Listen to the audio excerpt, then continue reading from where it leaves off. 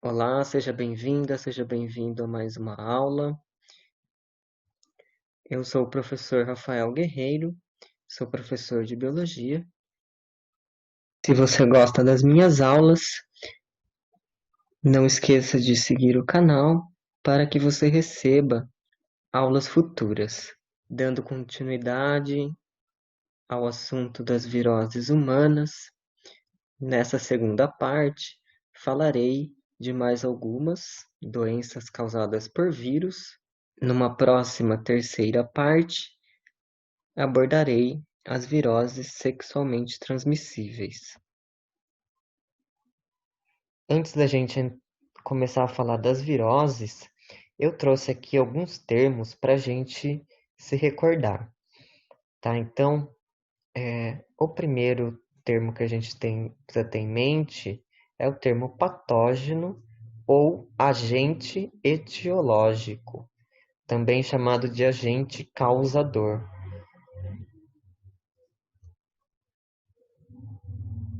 que é aquele agente, aquele ser vivo, ou aqui no caso o vírus, que vai causar a doença, tá certo? É esse patógeno que depois que ele infecta a pessoa, ou seja, depois que ele entra no organismo da pessoa, consegue se estabelecer, ou seja, consegue quebrar as defesas naturais do corpo, tá? Que são realizadas pelos glóbulos brancos, principalmente do nosso sangue, né? Todo o sistema imunológico. Então, quando esse patógeno, então, que é um ser vivo ou um vírus que entra no nosso corpo, ele consegue se estabelecer e se reproduzir ali dentro.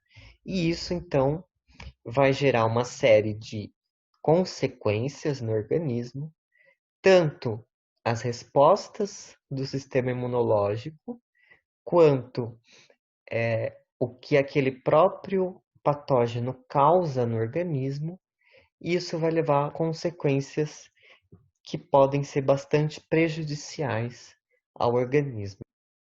São os chamados sintomas, né? Aquilo que acontece com o corpo e que vai desestabelecer, vai quebrar a homeostase do organismo, ou seja, vai quebrar o equilíbrio do organismo. Isso que é a doença, certo? Então, a doença são as consequências, tanto do que o patógeno causa, quanto do que o nosso próprio organismo faz em resposta ao patógeno. Diferente do patógeno, nós temos os vetores, tá? Que é aquele agente, aquele ser vivo que vai transmitir o patógeno. Ele vai carregar aquele patógeno, mas ele não necessariamente fica doente, tá certo? Ele é hospedeiro do patógeno, ele carrega esse patógeno, mas não necessariamente ele fica doente. É o caso dos mosquitos, como nós vamos ver. Tá? Então, o vetor é o responsável de levar esse patógeno, esse parasita, de um hospedeiro para o outro. Ou seja, ele leva o patógeno da pessoa que está infectada até uma pessoa que ainda não foi infectada. Por isso que a gente fala que ele transmite o patógeno.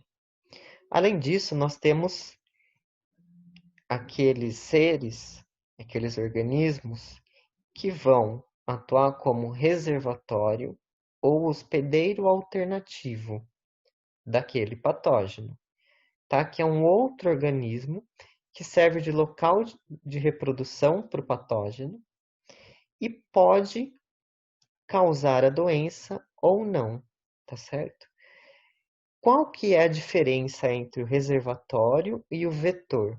O reservatório, ele não transmite, tá certo? Ele pode abrigar aquele patógeno, ficando doente ou não, mas ele não vai transmitir diretamente para outro organismo. Então, o vetor mais conhecido e mais falado, né, é o mosquito da espécie Aedes aegypti, tá? Então, a pronúncia aqui do latim é Aedes aegypti. As viroses que são transmitidas, que têm como vetores insetos, como o mosquito, elas são chamadas de arboviroses, ok? E a gente vai ver quais são. Mas antes de falar quais são as arboviroses, vamos dar uma olhada aqui nesse mosquito, tá? Então, aqui uma foto, né, do mosquito. Somente o mosquito fêmea se alimenta do sangue, ou seja, somente ela, que é hematófaga, tá? Então, hemato, sangue, fago, aquele que se alimenta. Então, ela se alimenta de sangue para conseguir, então, desenvolver e alimentar os seus ovos. E aí, então, ela bota os seus ovos em água parada, geralmente água limpa. Esse ovo, então, vai dar origem a uma larva que vai se desenvolvendo, vai crescendo, até virar uma pupa, tá? Então, o mosquito é um inseto que passa por metamorfose. E aí, então, essa pupa é um estágio que essa larva vai se transformar no inseto adulto novamente. E aí, machos e fêmeas se acasalam e reinicia o ciclo. Então, aqui fotos, né, das larvas na água. Todos vocês já devem ter ouvido falar bastante, né, de não deixar a água acumulada para que essas larvas não se desenvolvam. E quais são as arboviroses, então? Então, eu trouxe aqui, mais uma vez, as doenças na forma de uma tabela, tá certo? Em que eu vou apresentar o nome da doença, o patógeno, ou seja, aquele vírus que causa a doença, a forma que ela é transmitida, como que ela passa de uma pessoa para outra, quais são os sintomas principais, o tratamento e a profilaxia, ou seja, como a gente evita pegar aquela doença. As informações que eu vou trazer aqui, elas são mais completas. Obviamente, vocês não precisam decorar tudo o que tiver nessa tabela, tá certo?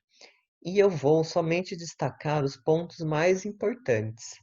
Caso você queira aprofundar o estudo, aí você pode pausar o vídeo e ler com mais calma as informações. Então, as principais arboviroses que nós temos no Brasil são a febre amarela, a dengue, a zika e a febre chikungunya. Todas elas são transmitidas pela picada do mosquito Aedes aegypti. A febre amarela vai ter um segundo gênero de mosquitos chamado hemagogos, que vai ocorrer em áreas silvestres, tá certo? E aí ele vai transmitir essa doença nessas áreas. Bom, os sintomas dessas quatro arboviroses muitas vezes são parecidos, tá certo? Então a febre é bastante comum, né? As dores, tanto de cabeça quanto dores musculares. No caso da dengue, nós temos as manchas avermelhadas na pele, tá? Que é um diferencial dessa doença. Na febre amarela, nós vamos ter a icterícia. O que é a icterícia? Ela é o amarelamento da pele e dos olhos, tá certo? Por isso que ela recebe esse nome, febre amarela. Pode também ter complicações como hemorragias. No caso da dengue, vou destacar aqui que existem 4 tipos diferentes de vírus, tá? do número 1 até o número 4. Quando uma pessoa se infecta por algum dos tipos desse vírus, ela vai desenvolver os anticorpos para aquele tipo específico. Então, se uma pessoa se infecta pelo tipo número 1, por exemplo, ela vai ter a doença e desenvolver os anticorpos para esse tipo de vírus e vai ficar imune a ele. Porém, ela não terá imunidade aos outros tipos, aos outros 3 tipos.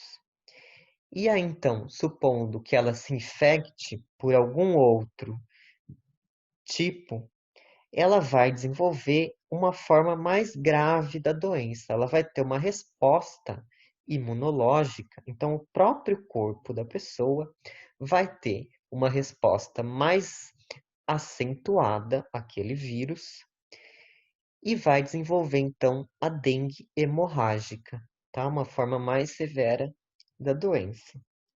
Que aí ela vai ser causada por sangramentos, tá? Então, hemorragia quer dizer um sangramento, né, incontrolado e com uma chance maior de ocorrer a morte. Então, a diferença da dengue hemorrágica, então, é quando a pessoa se infecta pela segunda vez pelo vírus da dengue. Já a Zika foi bastante falada há um tempo atrás, né, que é uma doença nova.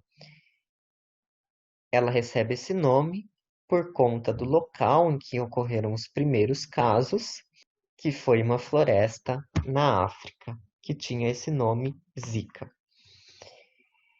Na maior parte das vezes ela não vai apresentar sintomas, certo? Porém, esse vírus ele vai atacar as células do sistema nervoso. Então, por isso a gente fala em complicações neurológicas. Dentre elas, a microcefalia, que é aquela condição na qual, se uma mulher grávida contrai o vírus, o bebê vai desenvolver. Tá? E a microcefalia é um desenvolvimento reduzido do encéfalo. E a chikungunya, também uma doença mais recente, ela é caracterizada principalmente por um inchaço e dor nas articulações, tá? Principalmente as articulações da coluna, que deram origem ao nome, tá certo? Então, no dialeto africano da região em que surgiu essa doença, chikungunya significa aquele que se curva, então devido às dores. Em relação ao tratamento, como grande parte das viroses, não existe um tratamento específico que combata o vírus em si. Tratamentos de suporte para dar tempo que o próprio organismo da pessoa consiga combater aquele vírus. Então, repouso, a boa alimentação, né, para dar condições saudáveis de o corpo conseguir se defender, o controle dos sintomas, reposição de líquidos e, em casos graves, pode necessitar transfusão de sangue, principalmente na febre amarela e na dengue hemorrágica. Profilaxia. Então, nós só temos vacina para febre amarela. Um tempo atrás foi constatado que algumas pessoas estavam exterminando macacos na intenção de eliminar o vírus, porque os macacos são também hospedeiros, são reservatórios do vírus da febre amarela. Isso não é uma medida profilática, isso não evita que a doença se espalhe, além de causar um grande desequilíbrio, né, e poder levar animais da nossa fauna à extinção. Então, isso não deve ser feito, isso, inclusive, é um crime ambiental.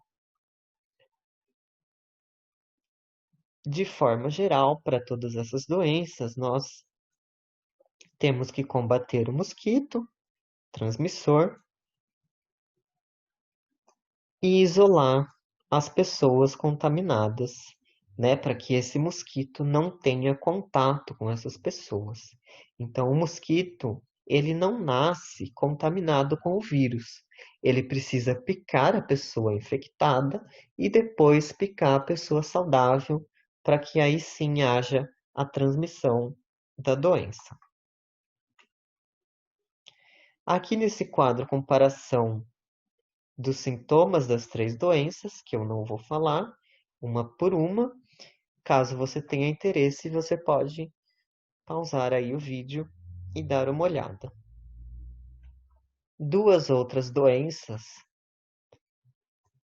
são a catapora e o sarampo, tá? São doenças também parecidas. Elas vão ser transmitidas por gotículas de saliva ou da secreção nasal e também o contato com objetos contaminados com o vírus. Para ambas as doenças, existe vacina, que nós tomamos na infância. E essa vacina é válida para o resto da vida. Ambas as doenças vão causar manchas vermelhas no corpo.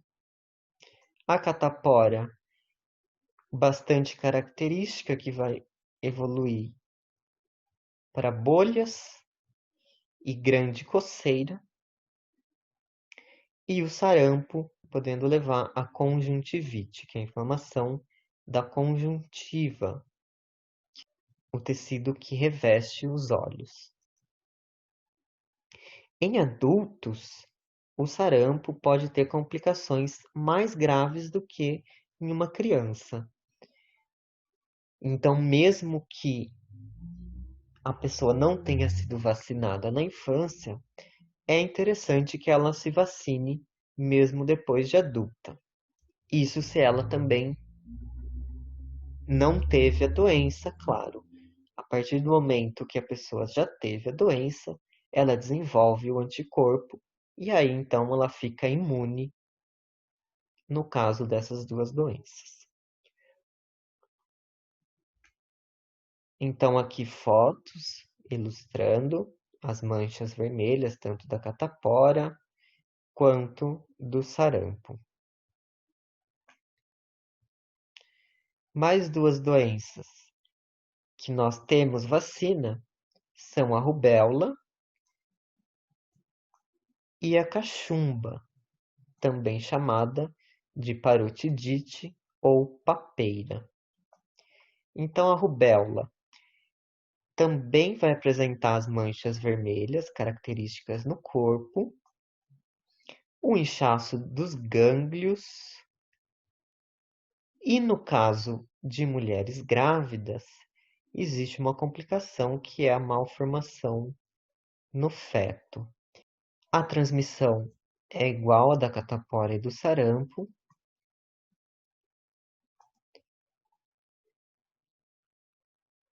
e a cachumba ela vai ser bastante característica pela inflamação das glândulas parótidas, tá? Então, as glândulas parótidas são glândulas que produzem saliva localizadas nessa região do pescoço.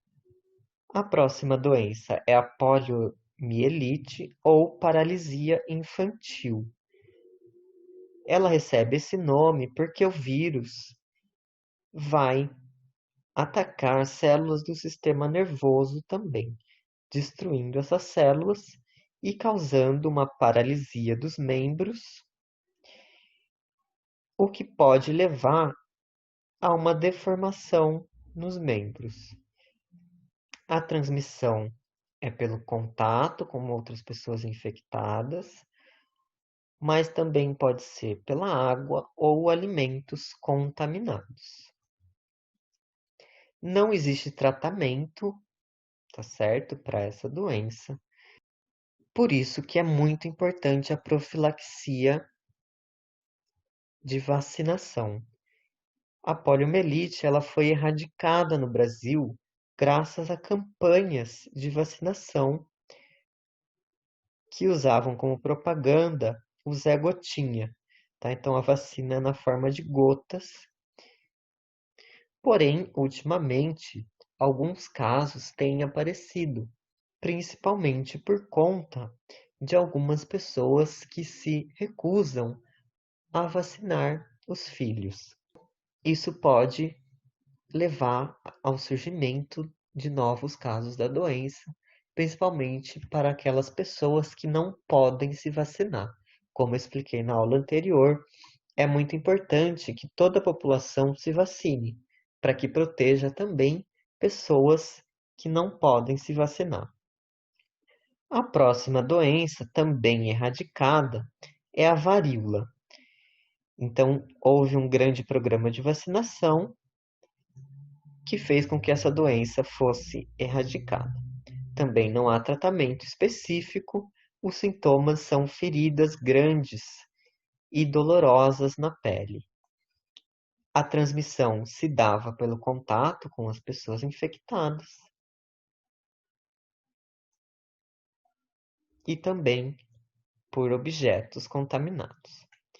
Então, aqui, imagens, né, das feridas causadas pelo vírus da varíola. E uma curiosidade é que esse vírus foi usado como uma arma biológica, ou seja, né, com a intenção de causar um extermínio. E isso ocorreu na época da colonização do Brasil, tá? Então, um episódio bastante triste da história, em que os colonizadores lançavam nas aldeias indígenas objetos contaminados com o vírus, tá? Com a finalidade, então, de causar um genocídio dos povos americanos, os povos nativos. Então, isso foi um episódio bastante triste da história. E ainda hoje, né, alguns laboratórios pelo mundo guardam o vírus. Então, existindo essa possibilidade ainda desse vírus ser usado com essa finalidade.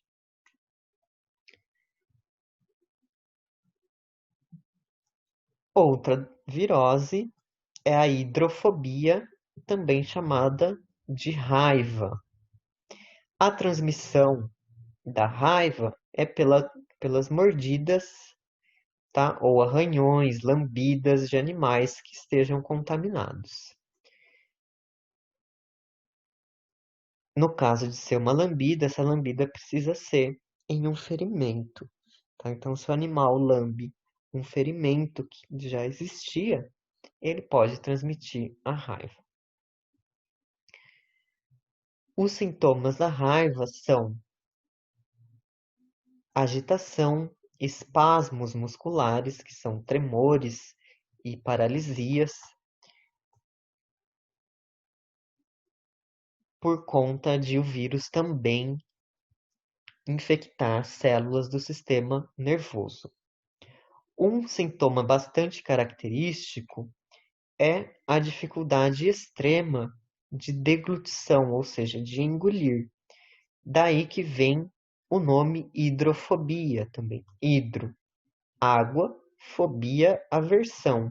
Então a pessoa não consegue nem mesmo ingerir água devido à paralisia dos músculos. Não existe tratamento para raiva. Então, quando a pessoa contrai o vírus, se ela não trata, existe uma chance extremamente alta, quase de 100%, de ocorrer a morte. Existiram somente 4 casos de pessoas que conseguiram se curar da raiva. Então, é uma doença muito letal. Porém, se o tratamento for iniciado o quanto antes, né? Então, logo após a mordida, o contato com o animal, esse tratamento for feito com vacina e soro, a pessoa então pode se curar. E também lavar o local, né, com sabão ajuda. A profilaxia da doença é a vacinação dos animais domésticos. para que eles não adquiram o vírus e transmitam para as pessoas. Além disso, evitar o contato com animais silvestres que podem carregar o vírus da raiva. Então, esse vírus ele pode infectar qualquer mamífero, certo? E qualquer mamífero pode, então, transmitir esse vírus para nós. E aí, como curiosidade, né, quando se fala em raiva, sempre as pessoas lembram dos morcegos. Então, existem 167 espécies de morcegos no Brasil, tá? E eles são muito importantes do ponto de vista ecológico. A maioria deles é frugívora, ou seja, se alimenta de frutos, insetívora, se alimentando de insetos, ou nectarívora, que se alimenta de néctar. Então, eles atuam tanto dispersando sementes das árvores, quanto realizando a polinização de muitas plantas. Ou seja, matar esses animais tem um impacto ecológico muito grande. E isso não deve ser feito. E somente três, né, dessas 167 são os morcegos vampiros, né, que são aqueles que se alimentam de sangue, que são hematófagos.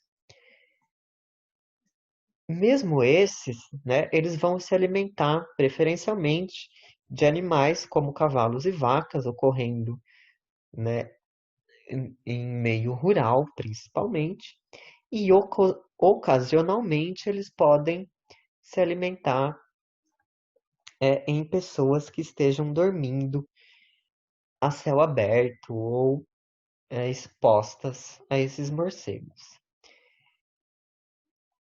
E apesar do nome, né, morcego vampiro, ele não tem a capacidade de sugar o sangue, mas o que ele faz é morder a pessoa e aí ele lambe o sangue que começa a extravasar da ferida. Então aqui quando você encontrar um morcego, provavelmente ele não vai ser um morcego vampiro, tá? E os morcegos, eles vão morder, né, a pessoa, e aí tendo o risco de transmitir a raiva se a pessoa for manuseá-lo. No caso de encontrar um morcego, deve ser chamada a vigilância sanitária, mas nunca matar o animal. Outras duas doenças são a antavirose, também chamada de síndrome cardiopulmonar por antavírus, então cardio de coração e pulmonar, porque o vírus ataca esses dois órgãos. A transmissão da antavirose é o contato com material infectado com a urina de ratos. Então, os ratos são os reservatórios desse vírus. Também, né, se água contaminada, no caso de uma enchente, entrar em contato com ferimentos na pele, também pode ocorrer a transmissão do vírus. Ou alimentos e água contaminados. A antavirose pode ser assintomática, não ter sintomas, ou sintomas comuns de viroses. Em casos mais graves, uma falta de ar com insuficiência respiratória. E a profilaxia são medidas que impeçam, né, o contato do ser humano com as excretas do rato. Rotavirose ou diarreia aguda também é uma outra doença. Então, existem várias viroses que atacam o sistema digestório, o intestino, levando a diarreias. São infecções alimentares. A rotavirose é uma delas e a mais grave, tá? Sendo bastante preocupante em crianças menores de 5 anos. A transmissão vai ser principalmente no contato com pessoa contaminada, a ingestão de água e alimentos contaminados ou também objetos e pelo ar.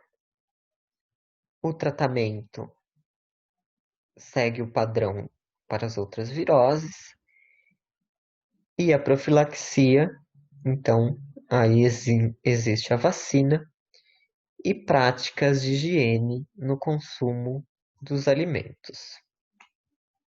Então, aqui uma imagem do rotavírus e aqui o antavírus.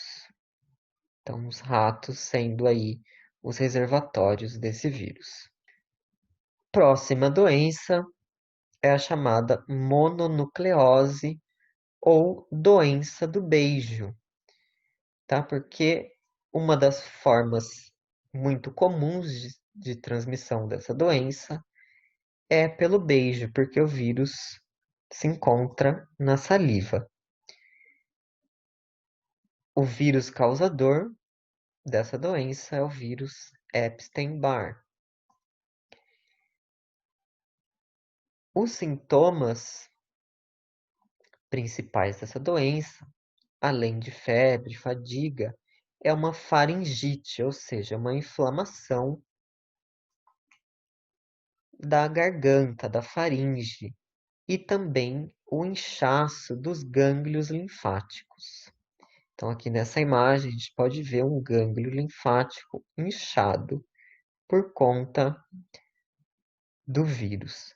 Então, lembrando, né, os gânglios linfáticos, eles são órgãos especializados na defesa do nosso organismo, que vão produzir glóbulos brancos e vão servir também como um local de apreensão de patógenos. Então, sempre que temos uma doença infecciosa causada por um patógeno, pode ocorrer o inchaço dos gânglios. E aí, aqui na mononucleose, esse sintoma é bastante comum. A mononucleose, ela geralmente não tem grandes complicações, ela é facilmente curada pelo organismo, tendo somente os cuidados de suporte, mas podem ter algumas complicações, como a falta de ar ou uma lesão hepática, tá? No fígado e no baço. Em casos mais raros, acometer também o sistema nervoso, levando a síndromes neurológicas. Além disso, esse vírus ele está associado a diversos tipos de câncer do sistema imunológico, tá? Então ele vai infectar células do sistema imunológico. E o que que é o câncer? Nada mais é do que a reprodução descontrolada e anormal dessas células, o funcionamento anormal dessas células, tá? Então ele vai desregular essas células, podendo então resultar em um câncer. Formas de profilaxia são manter a higiene bucal, isso ajuda a evitar. Então, escovar os dentes, né? Evitar compartilhar alimentos, pratos, né? Copos e talheres com outras pessoas que você não sabe se tem o vírus. E também, se você adquiriu a doença, evite beijar outras pessoas, porque aí você irá transmitir a doença, né? Mesmo vários meses após a infecção, o vírus ainda pode estar presente na saliva. E se você não teve uma complicação da doença, a outra pessoa pode ter, tá? Então aí vai uma atitude de cuidado com as outras pessoas também. Bom, pessoal, espero que vocês tenham gostado da aula. Não esqueça de seguir o canal, de curtir o vídeo e use o espaço aí embaixo para deixar comentários, dúvidas, sugestões e críticas a essa aula. E vejo vocês numa próxima.